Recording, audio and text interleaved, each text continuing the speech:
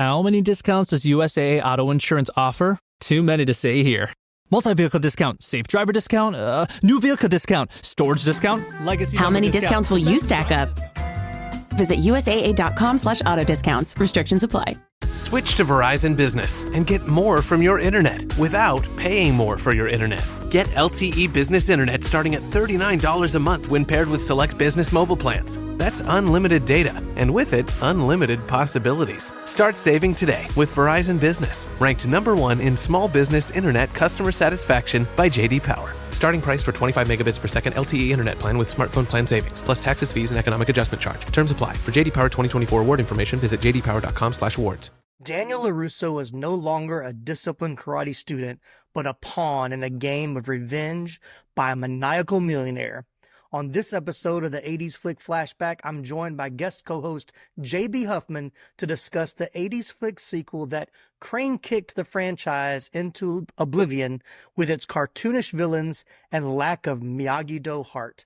We'll break down Daniel LaRusso's baffling decision to forget every lesson he's learned and try to make sense of an elaborate revenge scheme centered on terrorizing a teenager. Stay tuned as we continue our Summer of Sequels 2 series with our nostalgic views and rad review of The Karate Kid Part 3 from 1989 on this episode of the 80s Flick Flashback Podcast.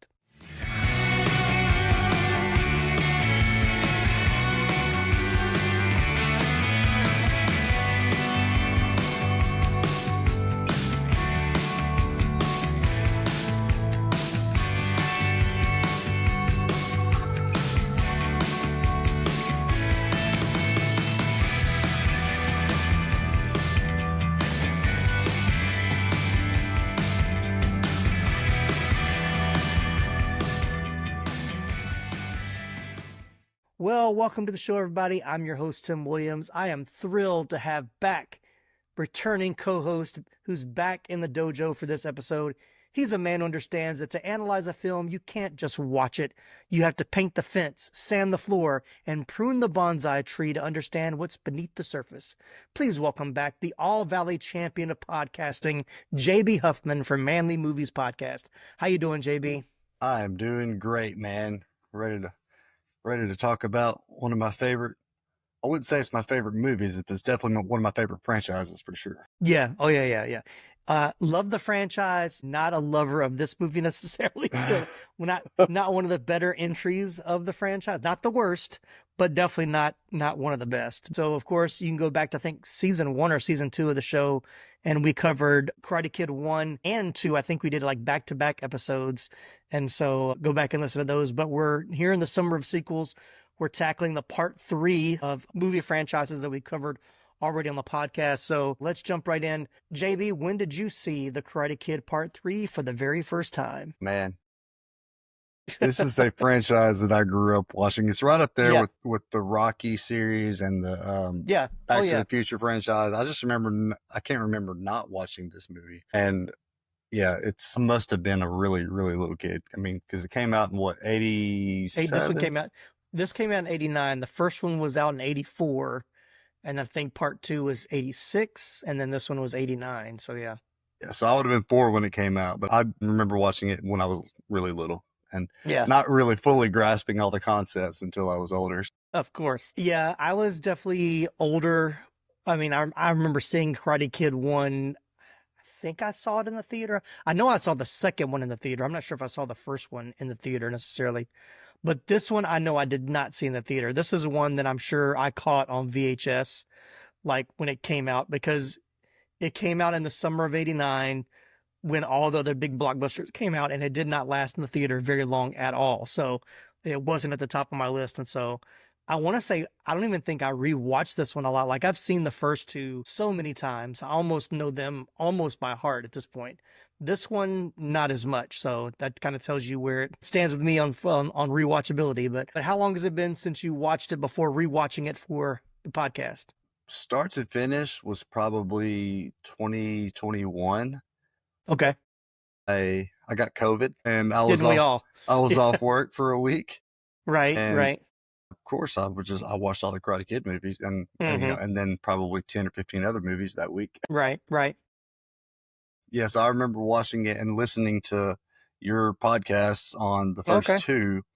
Like that really, of course I'd grown up on it, but the rewatch really like, and I did go back and watch the next Karate Kid, which we're just not going to talk about that one. No. Thankfully, that one came out in the 90s, so I don't have to talk about that. You don't have to talk about that. You wouldn't have to anyway, even if it was an 80s movie. Right. I choose not to.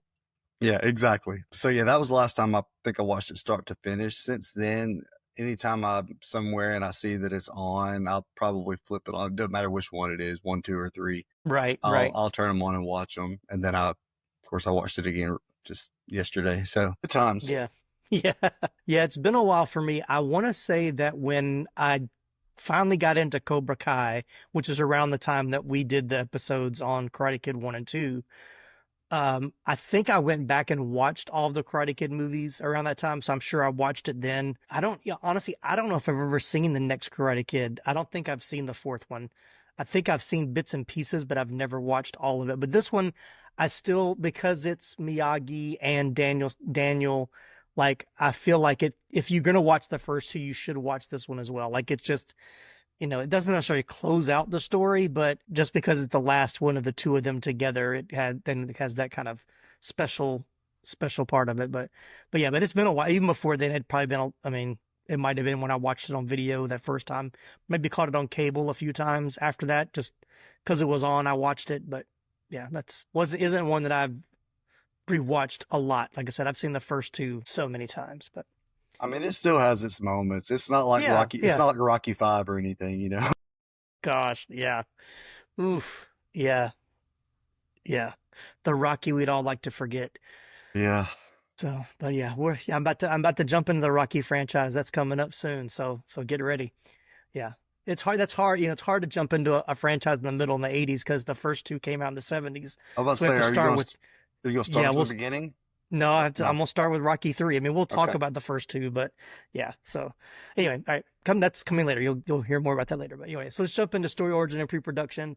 Not a lot to cover here because once again, it's a sequel, so you kind of know what they were trying to do. But Robert Mark Kamen, who wrote the first two Karate Kid movies, had originally wanted to write the third installment, and he wanted it to be a prequel with the two main leads still involved, which is kind of weird. This is a very strange concept. The original plot would have involved Daniel and Mr. Miyagi traveling to 16th century China in a dream and meeting Miyagi's ancestors. Kamen envisioned the sequel to resemble a Hong Kong-style wuxia film and would also have a female protagonist. But the producers balked at the idea, and Kamen was reluctant on rehashing the same story all over again. He only returned after the studio agreed to pay him a lot more money, which is usually what the case is. But yeah, so the studio was like, no, we want more of what we had in the first one, which is pretty much what this is. It's very much, kind of not a total rehash, but it's a lot of similarities between the first one. But yeah, they brought him back with, enough money, you'll write anything. Yeah. But yeah, that's pretty much all I got for pre-production. He just had to write this story. How did you feel about it going? So first one was, they're in California, of course, the meeting together, and then part two, them going to Okinawa, which I love. That's, there's parts of me that love the second one a little bit more than the first one, just because of the setting and the ancestry and the history. It just seemed to it was really, really good. But this one to go back to LA and kind of back to Cobra Kai, back to Kreese, how did you feel about them going back to the setting of the first one? Well, first of all, I like the Vietnam flashbacks of Kreese and Silver, just kind of getting a little bit more depth on that character. Mm-hmm. I like the way they did that. I think, wow, there may not have been many flashbacks in that. I might be thinking of Cobra Kai, actually. But, you are. Okay. There's a lot of that in one of the seasons. But they did talk about being in Vietnam. But it was, it's established in this movie that's where they know each other from. So to get a little bit more background on him was cool. The going back to LA, I feel like they needed to do that because they kind of went way off which was a great movie, by the way. Karate Kid 2 is like phenomenal film, but yeah, to kind of reestablish it and get more grounded, I feel like it's something that they should have done to get to. And yeah, it's kind of rehashing the same story a little bit, but I mean, when something works, why would you mess with it? So I feel like they did a good job with it. Terry Silver, which we can talk about that more later. Yeah, the baddest of the baddies. Yeah. So yeah, it's interesting. I think here's my thing. I didn't mind them going back to LA. I don't think I like that 1, 2, and 3 all kind of happen, or at least the end of 1 going into part 2, and then part 3 is like right after they get back from Okinawa. So all of this essentially happens like within, let's say, 16 months of each other. So it's kind of weird, like in 89, having to think going back to 85, essentially. It's just kind of, I wish they would have fast forwarded a little bit more where it wasn't him coming right back to it, but you needed that for him to be, regain, to defend his title as the champion. So that, I mean, that was essential to the movie, but that was a little tough to, even watching it again, I think I forgot, like, oh, this does really take place like literally a year right after part 2. Yeah. So it's like 1 year because he defended his title. So yeah, exactly. So, all right, well, let's jump into casting. As I mentioned on our Superman 3 episode, not going to cover a lot of the casting. I mean, we'll talk about them, but I don't have to go into like their filmography because we've covered them on the previous episode. So we know Ralph Macchio, of course, played Daniel LaRusso as he did in the first 2. Norika Pat Morita, just calling Pat Morita as Mr. Miyagi. Rest in peace, one of the greatest to do it. Martin Kove, kind of a cameo. He's there at the beginning and there at the end as John Kreese. I will have this little blurb. Kreese was initially intended to have a larger role in the film, but due to his filming schedule conflicts with Hard Time on Planet Earth, yes, that's the name of a real movie that he did in 9, the character of Terry Silver was written into the script. But I will honestly say that was smart. If you're going to go back to LA, give us a new villain. Like, I mean, you didn't have Kreese in the second besides just the beginning of part 2, which is literally right after the end of part 1.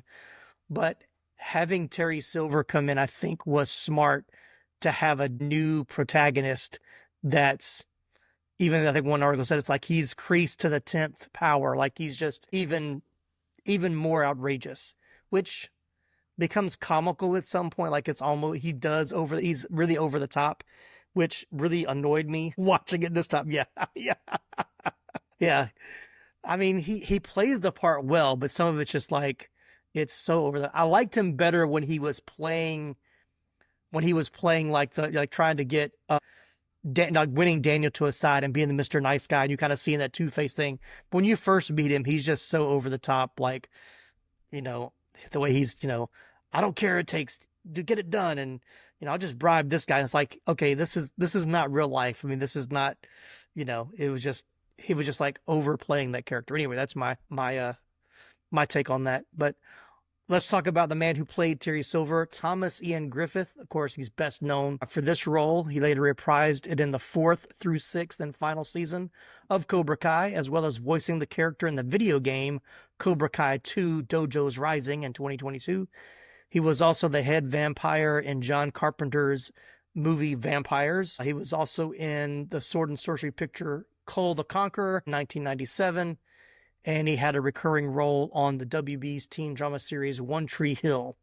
He also did some soap opera work as well. And although he plays a Vietnam veteran who is roughly 20 years older than Daniel, Thomas Ian Griffith is actually a few months younger than Ralph Macchio. Ralph Macchio was 27 when he filmed this movie. And that means that they're roughly the same age.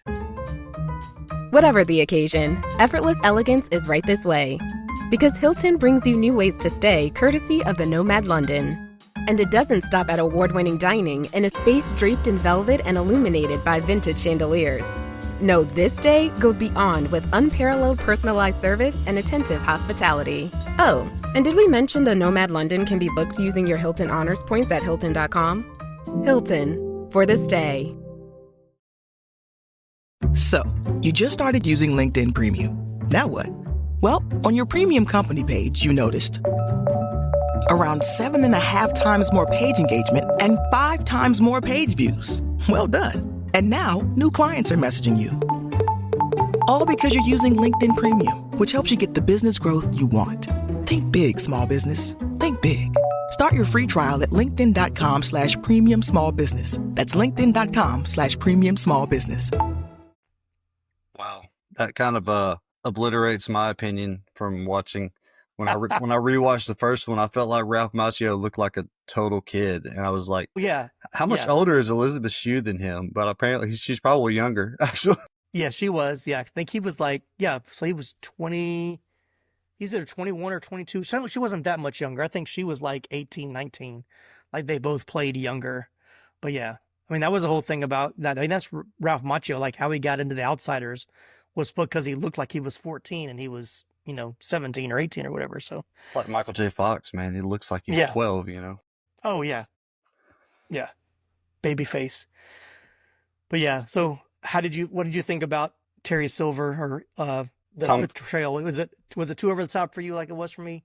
It was definitely over the top. And what's funny is, like, of course, now watching Cobra Kai, which I haven't watched the last part of that yet. Yeah, I haven't finished. Holding off on it because I don't want to be done. Like I'm just like, it's just sad. I do the same thing. Like when I know it's the final season, like I don't really want to watch it because I don't want to know it ends. Yeah. But it's funny that you mentioned the One Tree Hill because I've seen One Tree Hill 3 times, and this last time that I watched it is when it finally clicked with me who he was. I was like, oh my gosh, he's such a good guy in this show. But anyway, yeah, as far as Terry Silver goes, man, like so ridiculously over the top. And when I said the baddest of the baddies, I mean he's bad in more than one way. Yes, he is definitely a bad guy. Right. But he's also a really bad actor in this movie. Like, he's just mustache twirling, like. Yes. Yeah. Weird. Yeah, it's just weird, but. Overly maniacal. Yeah.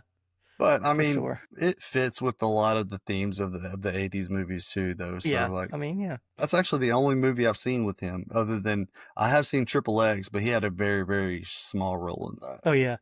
And I've watched Vampires, but I don't think I remember. I might have, like, he looks familiar. I might have looked on IMDb and realized it was the same guy, but it didn't stick with me going back to think about it. But, yeah. All right, well, let's talk about Robin Lively as Jessica Andrews. She's known for her roles in the 1989 movies Teen Witch, that came out the same year as this movie, as well as TV shows like Doogie Howser, MD, Twin Peaks, Savannah, and Saving Grace. Of course, we covered her small role in The Best of Times, JB and I did, as well as Wildcats that were both made in 1985. After she was cast as Jessica Andrews, producers were forced to modify her role of protagonist Daniel LaRusso's new love interest because she was only 16 at the time of filming and still a minor, while Ralph Macchio was 27, although his character was supposed to be 17. This situation caused romantic scenes between Jessica and Daniel to be rewritten, so the pair only developed a close friendship. And I also read a different blurb that Ralph Macchio's wife was like, no more love interest for you. She can be your friend this time. I'm tired of seeing you kiss other women on film. But anyway. But I thought she was a good addition to the role. I mean, to the part, to the movie, to the franchise. I can talk. The not kissing other women on film. We'll call that the Kirk Cameron effect. There you go. But no, I thought she did a really good job. I did find it a little bit weird that it wasn't a love interest. Mm-hmm. That it was just like a friendship, and she had a boyfriend who I guess lived in Canada. You wouldn't know him. Yeah. I mean, she basically asks him out when they first meet, and then all of a sudden she finds out she has a boyfriend. Like, it feels weird because, like you said at the beginning, you know exactly where it's going. Like, okay, here, this is the new love interest, and then she's packing up and leaving like halfway through the movie, and I'm like, this feels really weird to me. That whole scene of like after they're at the club and they're dancing, and then she gets mad, and then next thing you know, she's packing and leaving. I was like, okay, this seems. It was just weird. It was just a weird plot line to go. It's a weird thing too, in that like he has a different love interest in every movie. Like, why couldn't him and Allie stay together? You know, like what the heck? Yeah, exactly. Like I would have preferred for her to come back in the picture in the third one. You know, yes, 100%. Like rekindle something from the past. Because like obviously you're the problem, dude. Like the end of you know. At the end of the first one, he's like, you know, he's mad at Allie because I think she met somebody at college. And then at the beginning of this was like, oh, no, she's not coming because she got a dance studio job somewhere else. And so it's like, dude, okay, you're the problem. You suck, dude. Them. Just admit it. But, like, you know, like I said in the opening, and I think I felt this way watching it too, is like, and we'll get to it, like when we talk about Ralph Macchio was not happy with this movie at all.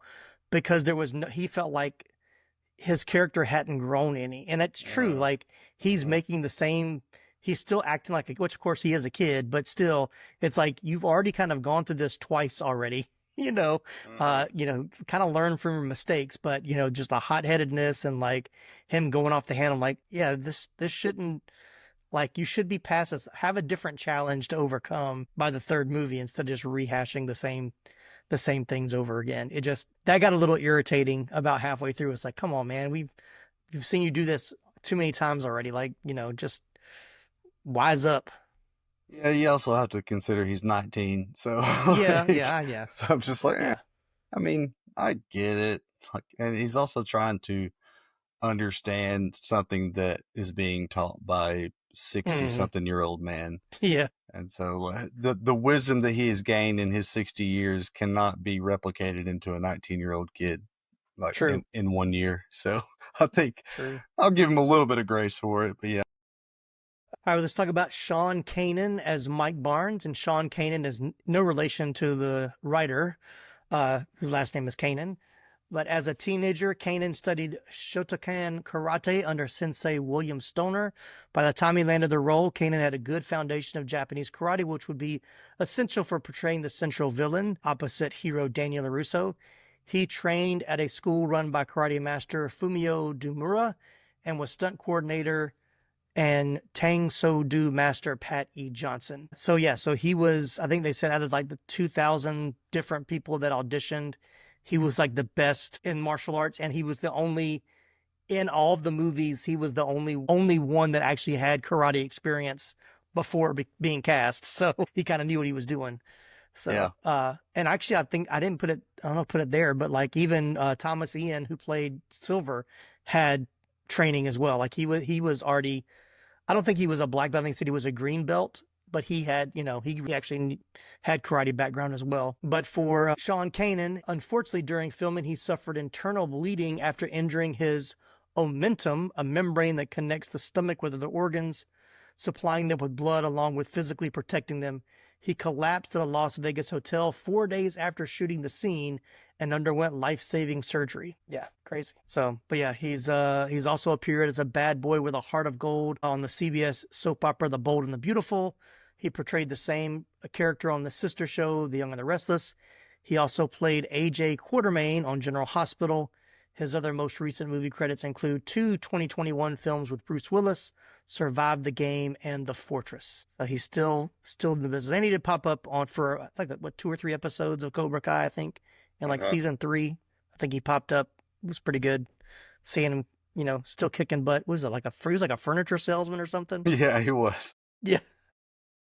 It's been a while since I watched those episodes, but yeah. And ironic that in this movie he was destroying furniture. Yeah. Tables and stuff in that that store, whatever. Yeah, the bonsai tree. Bonsai tree store, yeah. Mr. Miyagi's Little Trees. It's catchy. Rolls off the tongue. Everybody says it, yeah. So what are your thoughts on Mike Barnes? Good. I mean, I think he's another good antagonist. He's kind of, once again, Johnny Lawrence to the 10th power. Yeah, and he has a little bit of an excuse to be over the top because he's not an actor by trade. He's he's a martial artist, but I mean, he has 20-something credits to his name, other than the TV stuff that he's done. Yeah, he did a good job, and I think you could really tell that he has some training under his belt, his karate belt, so to say. But yeah, I mean, I like him, and if we're gonna go if we're going to go big on the baddies with Terry Silver, we might as well go big on the baddies, on the young guy too. So right. The bad boy of karate. Yeah, right. So, and then we've got Jonathan Avildsen as Snake. He's actually the son of the director John G. Avildsen. He also appeared in Rocky V, as well as the comedy Gone Fishing with Joe Pesci and Danny Glover. So actually, when the character was created, Mike Barnes was originally written as a skilled but amateur karate student who came from a family that trained all of their children in karate, as evidenced by an early screen test with the then cast Jonathan Avildsen. So he was actually cast as Mike Barnes originally. Oh, okay. But Mike Barnes was originally conceived as more of an obsessed fan of Daniel who respected his skill at karate and wanted to beat Daniel at the All Valley tournament for personal reasons, as his two brothers had in the past. Both had held the title for 5 years. This backstory would also put his origin from the Los Angeles area, not from elsewhere in the country. However, instead of simply winning the tournament, Barnes wanted to win, quote unquote, the right way by traditionally beating the previous champion. This initial portrayal of Barnes was more of a chosen type, honor-focused character who initially seemed somewhat unpleasant.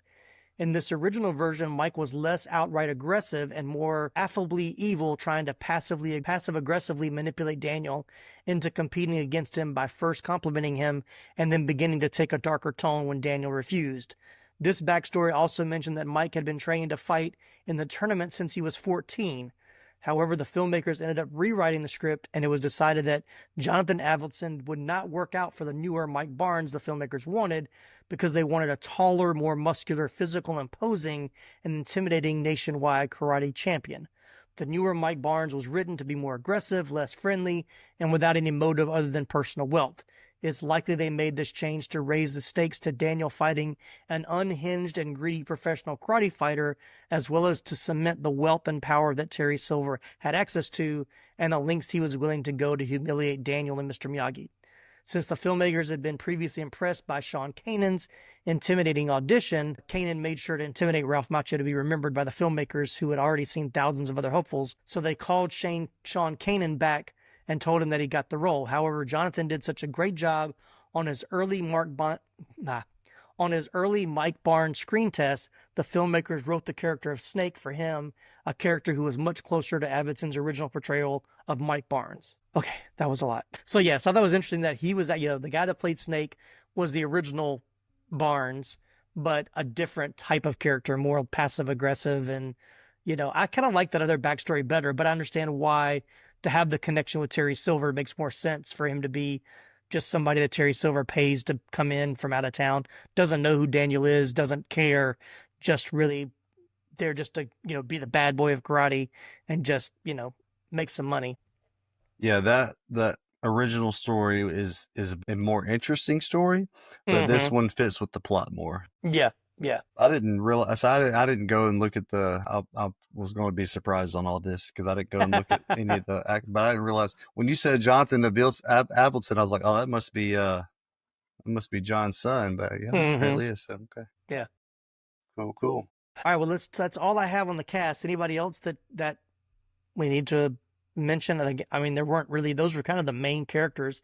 Even Snake kind of becomes a side character, he's there at the beginning, but he kind of fades out towards the end where it's just Silver and Mike Barnes. And I didn't realize that Snake was actually Terry Silver's son. Like in the movie, he's supposed to be Terry Silver's son. I didn't get that connection at all, but I saw that in some of the notes when I was reading. I was like, oh, I didn't put that together in the movie at all, that was supposed to be his son. Yeah, I didn't put that. Yeah, I didn't realize that either. All right, let's talk about iconic or favorite scenes. So if someone says to you Karate Kid Part 3, what's the first scene that you think of? The rock climbing. Yeah.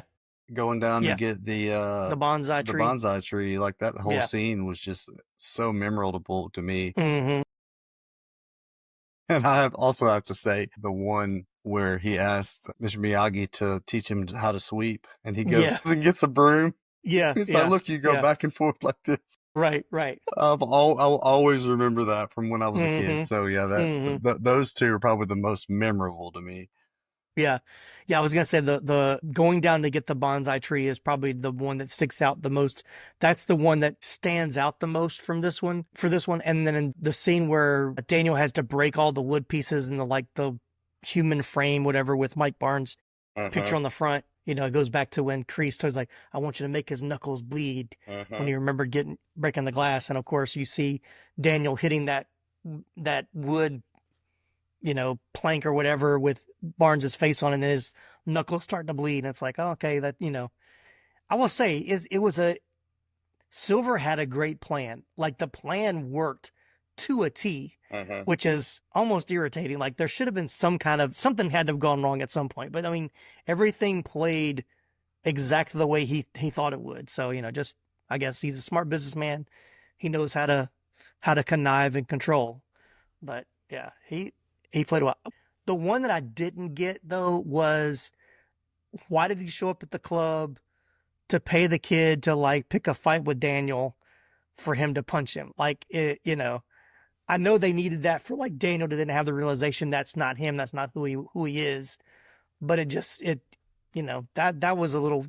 part was a little weird to me. Yeah, I mean, that may be the whole where things went wrong, though, for him, though, is because I think he was trying to unleash some dog in Daniel, something inside of him that would make him want to do this more, and kind of backfired a little bit. So, yeah, I mean, it was weird, but I can kind of understand what Silver was trying to do in that character. Yeah. And like I said, I mean, I know why the scene is there, because that's the point of Daniel coming to realize, that's, and it's funny because that scene to me is like what Cobra Kai became. It was like, how many of the characters on Cobra Kai, they get involved with Johnny, and when he was all Cobra Kai, no mercy, and they're like, this isn't who I am. I'm not this just, strike first, no mercy person. I want to use karate for defense, not offense or whatever. So I thought when that scene played out, I was kind of like, okay, I can see where, Cobra Kai really kind of how that show kind of kept going. But I want to say, I think I read, so I didn't put in the notes, but I think the creators of Cobra Kai said that Terry Silver was their favorite villain, and that they have a lot of love for part 3. So I can kind of see where they pulled some of that inspiration for the show in this movie for sure. Yeah, I can see that. All right, well, I'll edit the yawn out. You're good. Yeah, it's fine. So you have any favorite scenes? I really like the fight between Miyagi and Kreese and Silver. That's pretty cool, and just to kind of see how much of a bad dude Miyagi is. Mr. Miyagi is, yeah, dude, exactly. never even got touched the entire time. Yeah. Oh, It was just so yeah, that was pretty cool. Of course, you can't discount the last part of the big fight with Mike. When he kind of channels the kata that Terry Silver said, oh, that's good for breaking a sweat, but it's not good for karate. Well, he used it to beat your dude, man. Right, exactly. You can't throw that one away, but it's always going to be the 2-on-1 fight, man, because that's pretty awesome. Yeah, even when Miyagi comes in, when Barnes and Snake and the other guy, I don't remember his name, are trashing the bonsai tree store, he comes through the double doors, the light behind him, and here he comes. He's coming to take care of business. So yeah. I like that. I like that scene too. So yeah, this one unfortunately doesn't have those memorable scenes like the first two do, because they just feel like they're more I want to go to the tournament, but it still feels like the first tournament, even though it's a lot shorter, because you just see he doesn't have to fight to get to the final round. He just has to be there to defend whoever makes it to the final round. But I did like the training sequences are still good. The music is still my favorite. I love the theme music that they play during those training montage moments. But yeah, it's good.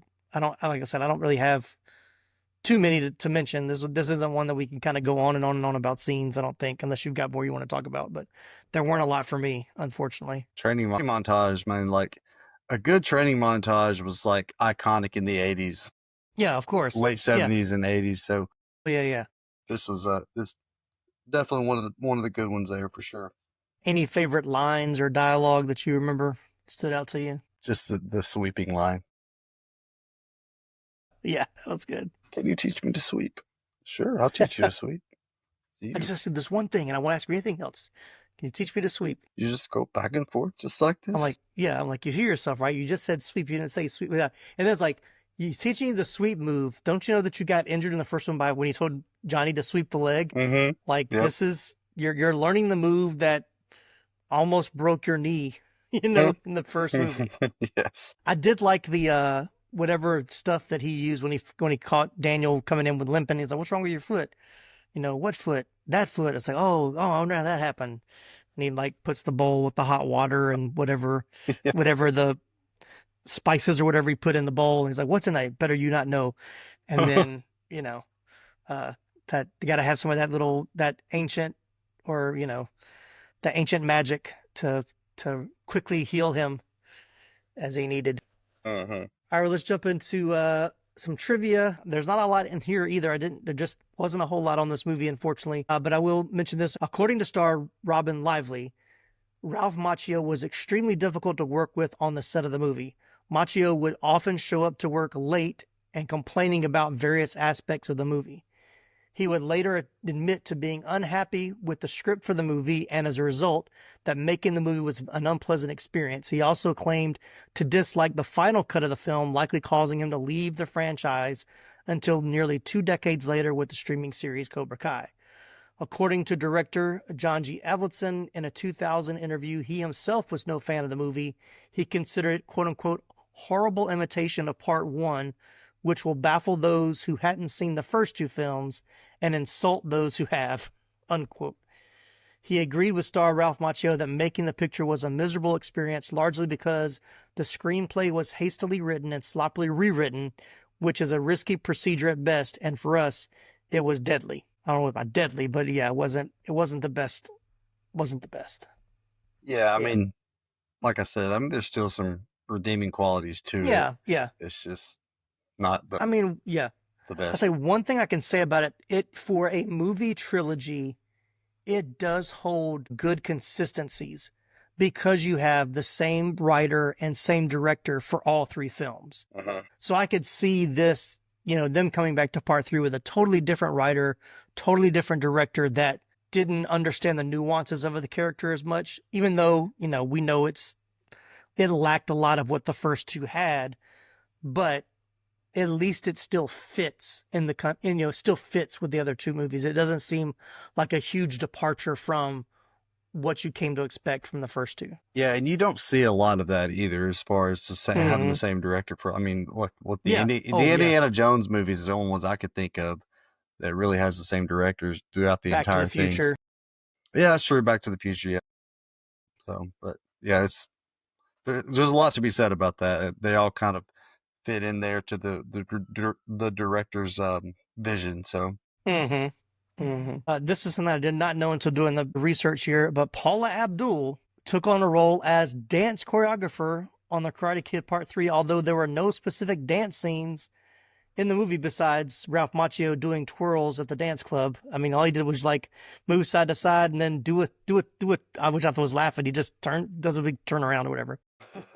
But this role as dance choreographer was not new for Paula Abdul. She served in the same role in such films as Private School, Can't Buy Me Love, The Running Man, Action Jackson, Big, Coming to America, and more.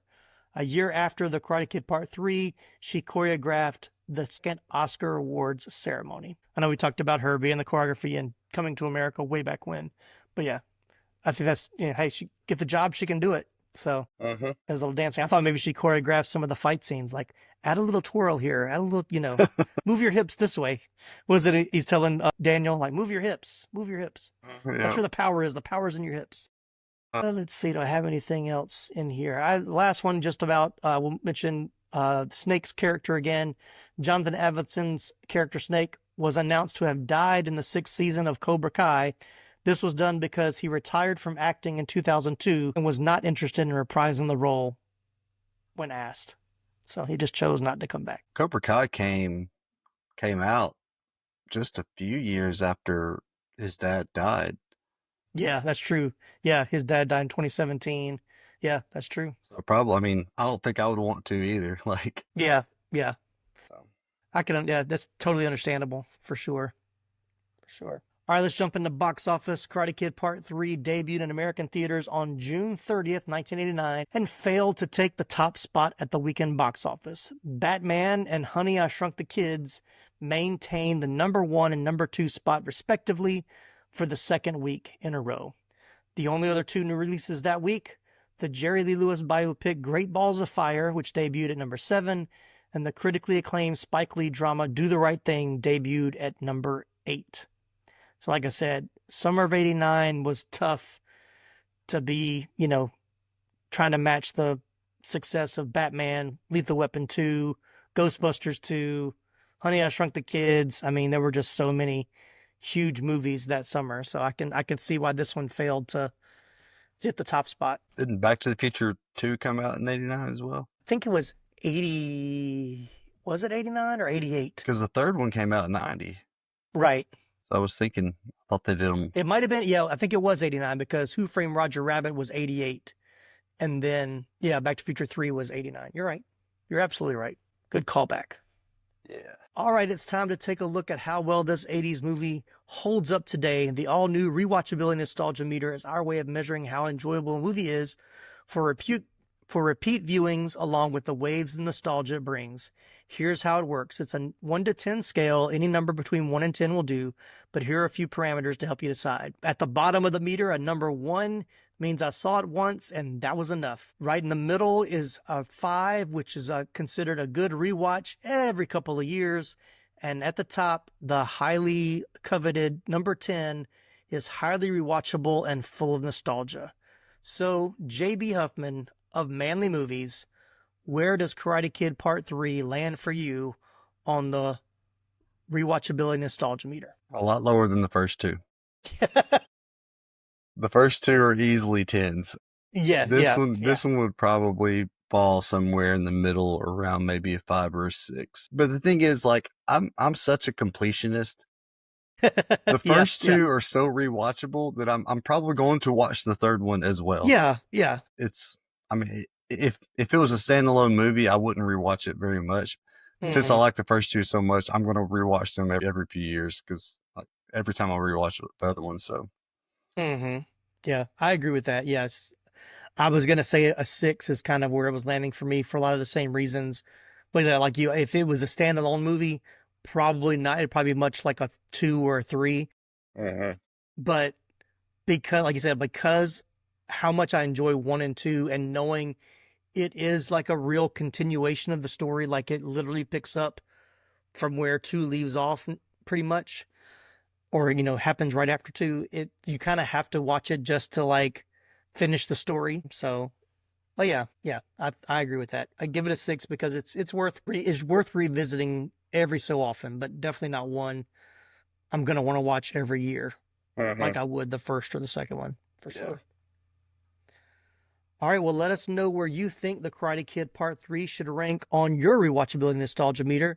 You can send us an email or tell us on social media, Facebook, Instagram, or TikTok, or you can leave a comment in YouTube if you're watching the podcast on YouTube with us as well. All right, JB, I think we've covered this one as well as we can. Thanks so much for joining the show. I hate to keep beating a dead horse, but is Manly Movies ever coming back, or is a resurrection possible? It's possible. It's just like everything keeps happening. Like I told you before we started this that I started a new job, and now it's like I don't have any free time at all. So, so it's going to come at some point once things kind of settle in a little bit more. I want to do it. It's just I've got so much going on. So it'll get there eventually. Well, I appreciate you taking the time to be on this one. Always a joy to have you on the show. Thanks for always being available to talk about these fun movies from the 80s. Absolutely, man. And this is like Karate Kid, man. Like this franchise is something. When you said that you were doing, because I was really upset that I didn't get to do Back to the Future, any of those. And the Karate Kid, like the first 2 that you did. And I had forgotten that you didn't do 3. But whenever you said that you're going to do Karate Kid 3, I was like, yes, that's me. Yeah. Yeah. So now you did jump on that one pretty quick. So now I'm excited that you're doing Rocky too, because that's another franchise that I grew up on. So yeah. I've been wanting to get, it's like, I want to get to 4 so bad because it's like, that's literally like one of my favorites. Not the best of the franchise, but a favorite. But I knew I had to start at 3. And so just to kind of, I think I might have mentioned it on one of the other podcasts. If not, it'll be your first time mentioning it. But when I was putting my calendar together originally, I got my weeks mixed up. And so I only planned 6 for the summer, but there's actually 7 release dates for June, July, and August. So my bonus sequel is going to be Rocky 3 because it's the first one in the series and it's a part 3. And I was like, well, that's perfect. Now I can do Rocky 3. And then that way I can continue on with, I guess, 4, 5, I don't think came out in the 80s, right? Didn't 5 come out in 90? I think it came out in 90. Yeah. So, well, we'll get 3 and 4. And of course we'll talk about, we'll talk about 1 and 2 when we get into 3. But so if you want to jump on Rocky 3, I can go ahead and put you down. Just let me know. Think about it. I kind of would like to do 4, but well, you can do both. Just because you do one, I mean, you can't do the other one. That's true. So. Yeah. I don't want to be a hog, but this is like my absolute favorite franchise. So, so I'm probably going to want to do both. Yeah. Well, let's do it. All right. Well, thanks everybody for listening. Yeah. If you enjoyed this episode, please leave us a 5-star review on Apple Podcasts. Be sure to follow or subscribe so you never miss an episode. Jump online and visit the website 80sflickflashback.com and our TeePublic store for some awesome 80s Flick Flashback merch and original designs.